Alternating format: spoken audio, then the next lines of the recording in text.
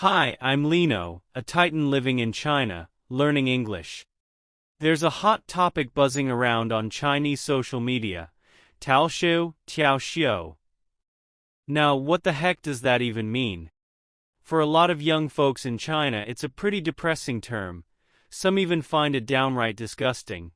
Many people asked online who invented that shit to express their anger, and it has become a meme. There are many complaints online. How to say Taoxiu in English? There is no such shit in English. Oh, you need to pay back your holidays? Yes. You have to constantly adjust the alarm settings on your phone because you have so many opportunities to work on the weekends. If you're not familiar with Taoxiu, don't worry, you're not alone. A bunch of foreigners seem to miss the mark on this concept, and English-teaching bloggers try to explain it, but honestly they often get it wrong. The truth is, many believe there's no real equivalent in English. I think the term swapped holiday is more appropriate.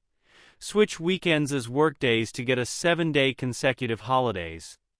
Let's break down this year's holiday schedule published by the government. Take the Spring Festival for example, the biggest holiday in China. You get a sweet 8 days off, but guess what?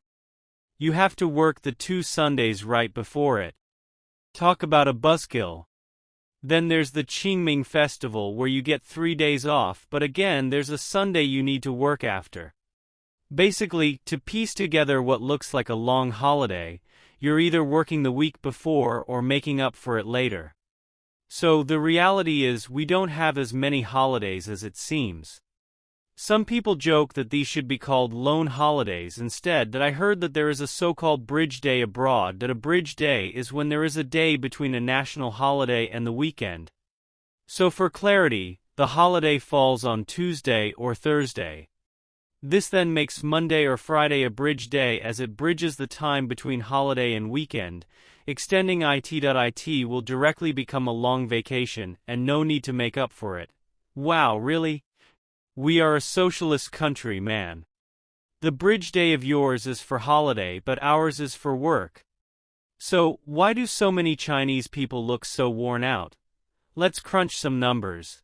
China has 11 statutory holidays, 104 weekends, and anywhere from 5 to 15 days of paid leave. If you add it all up, that's around 120 to 130 days off, which sounds decent on the surface. But when you stack it against the West, especially Europe and the US, we come up short. Even though our 11 public holidays don't sound too shabby, other countries offer way more paid leave and actually follow through with it. And here's a kicker. China's 11 holidays rank around 80th globally out of more than 190 countries.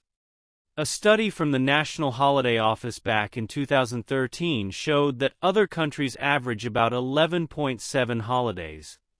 We're pretty much in the middle of the pack, hanging out with France and Italy, but behind countries like South Korea and Japan, which have 12 and 16 holidays respectively. Now, let's talk about weekends. We've got 52 weeks in a year, meaning 104 weekend days, which is in line with international standards. But in reality, many people don't even get the luxury of a full weekend off.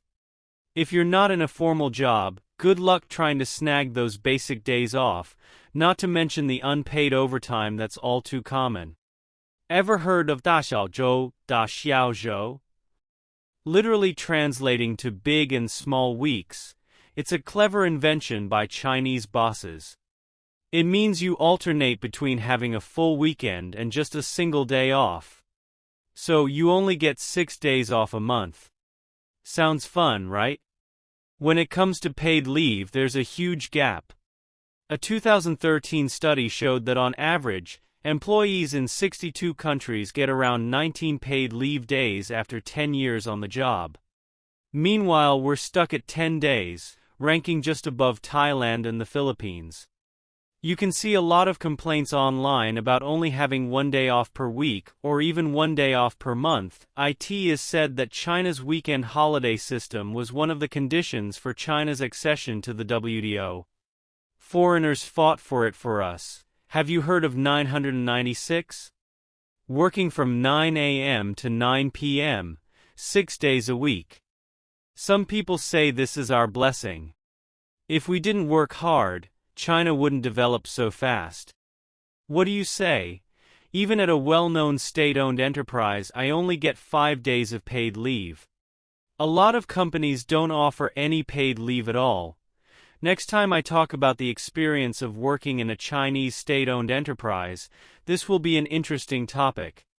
The National Development and Reform Commission explains that since some holidays are based on the lunar calendar and others on the Gregorian calendar, we end up with awkward gaps between holidays and weekends. They adjust the holidays to avoid this fragmentation, but honestly, workers just end up feeling more exhausted. People flock to travel during holidays, but then come back to work for 6 straight days, no rest in sight. And when everyone travels at once, it's chaos. No train tickets, jammed highways, and sky-high prices for hotels and flights. We call the long holidays Golden Week.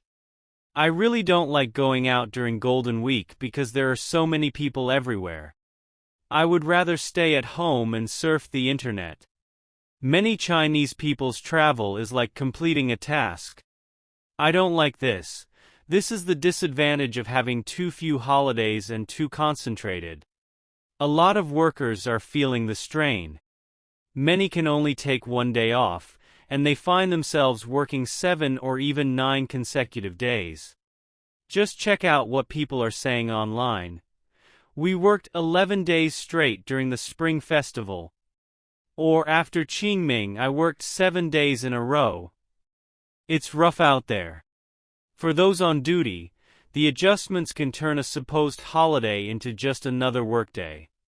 In a nutshell, people are hoping the government will be a little more generous with holidays and that the existing system actually works instead of just looking good on paper. What do you think? I'm Lino, a Titan living in China, learning English. See you next time.